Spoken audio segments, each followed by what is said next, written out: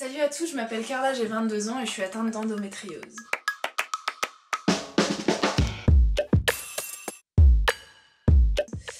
J'ai toujours eu des règles très douloureuses mais qui passaient avec un antidouleur type Doliprane. Seulement à mes 17 ans j'ai commencé à avoir des règles invalidantes.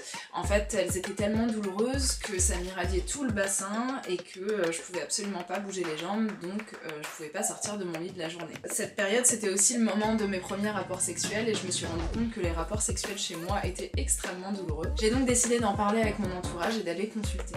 J'ai dû voir une dizaine de médecins avant qu'on mette un mot sur la maladie, sachant que j'avais fait plusieurs échographies pelviennes, qu'on m'a toujours dit que c'était psychologique, que c'était dans ma tête, que c'était dû au stress.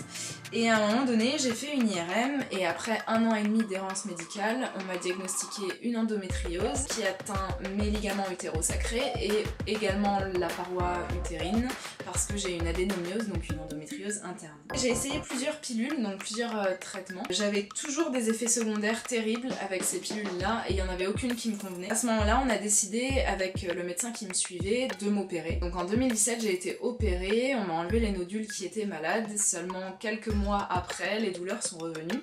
Et à ce moment-là, j'ai vraiment eu l'impression d'être abandonnée parce que quand je suis retournée voir mon chirurgien, il m'a simplement dit qu'il pouvait plus rien faire pour moi. J'ai pas lâché l'affaire, je me suis renseignée auprès de forums et d'associations et j'ai décidé d'aller voir un spécialiste de la maladie qui m'a diagnostiqué en plus une endométriose digestive avec des atteintes au rectum et au côlon. On m'a mise sous ménopause artificielle, j'ai eu 2 injections de 6 mois, donc pendant 6 mois l'utérus est complètement arrêté, tout son fonctionnement est arrêté. Seulement c'est une solution à court terme. Alors ça a été miraculeux, j'ai pu vivre pendant ces 6 mois là, sauf que à ce moment-là, on a dû me trouver une solution à long terme parce que la ménopause, elle peut jouer sur la fertilité. Donc du coup, on m'a trouvé un nouveau traitement qui me convient très bien et avec lequel j'arrive à vivre à peu près normalement.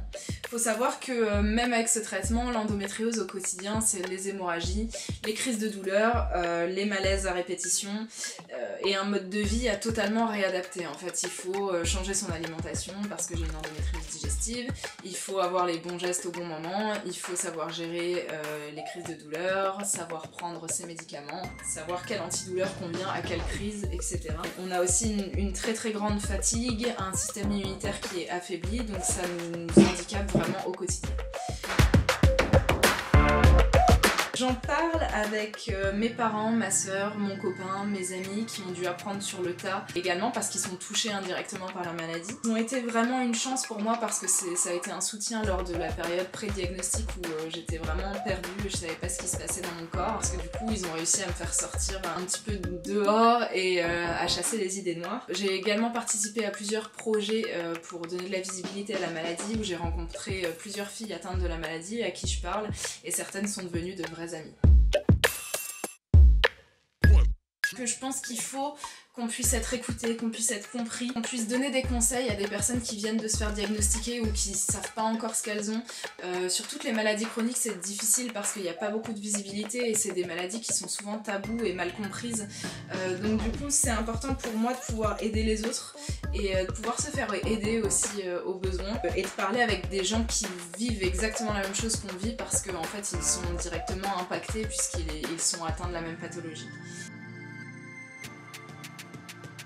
J'ai pas un mot mais j'en ai plusieurs, du courage, de la bienveillance, de la tolérance et puis surtout beaucoup de force. Faut écouter son corps toujours, vraiment ce que je me répète tous les matins en me réveillant, faut écouter son corps, s'il y a quelque chose qui va pas, faut trouver ce qui se passe. Et puis je pense que on est dans une situation où les maladies chroniques c'est très compliqué, il y a beaucoup de maladies qui font qu'on survit, en fait on vit plus, mais réussir sa bataille contre la maladie c'est réussir à vivre pour moi.